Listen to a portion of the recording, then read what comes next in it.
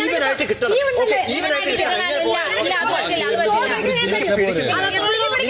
എന്ന് പറഞ്ഞാൽ നിന്റെ മാത്രം രജിസ്റ്റർ ചെയ്ത് എല്ലാവരും രജിസ്റ്റർ ആണ്. ചോറ് ചിലവര് കൂടുതലായിട്ട്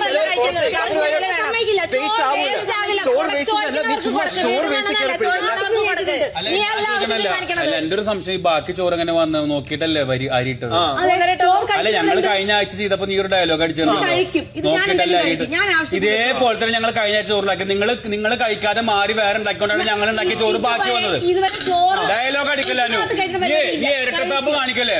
നേരത്തെ നീ ലാലേട്ടന് മുമ്പിൽ ചോറ് കൊടുന്നല്ല വലിയ ഡയലോഗ് അടിച്ചിട്ട്. ഇത് നിങ്ങൾ അന്ന് കഴിക്കാത്ത ചോറാണ്. എല്ലാവർക്കും ഈക്വലായിട്ട് വിളമ്പല്ലേ ചെയ്യേണ്ടത്? അത് നീ പറയുന്നത് കാര്യം മനസ്സിലാക്കാത്ത എന്താ?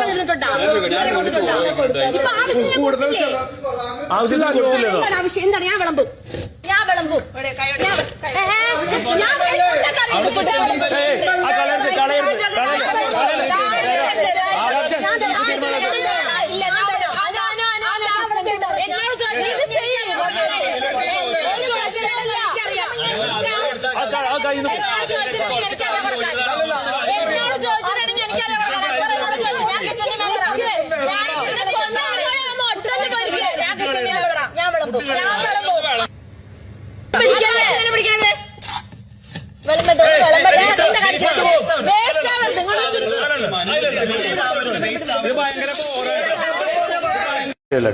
ഉണ്ടാക്കിക്കോ.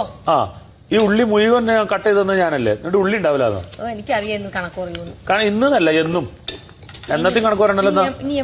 നിന്റെ ഒരു ചീഞ്ഞ സ്വഭാവമായിട്ട് സത്യം പറയാം. നന്ദി എന്ന സാധനം നിന്റെ ഭാഗത്തൂടെ പോയി. എനിക്ക് തോന്നി ഇതൊക്കെ പറയും മര്യാദ കണേ.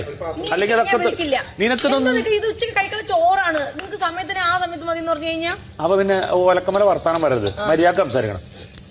അല്ലെങ്കിൽ ഇതൊക്കെ വിളിച്ചു പറയും. നിനക്ക് ഓർമ്മയില്ലാത്തതും അറിയാത്തതും മനസ്സിലാക്കാത്ത കാര്യങ്ങളൊക്കെ മനസ്സിലാക്കി തരും. എല്ലാവർക്കും ഉണ്ടാക്കുന്നതിന്റെ കൂട്ടത്തിൽ എല്ലാം ചെയ്തു തരണം. എന്നിട്ട് വായി തോന്നിയത് മുഴുവൻ കേൾക്കുമോ? ഉണ്ടാക്കി കണക്കും പറയും. എന്ത് കണക്ക് പറയണം? സവാള അരിഞ്ഞൊന്നുമില്ല, അത് ചെയ്തത് നന്ദിയില്ല.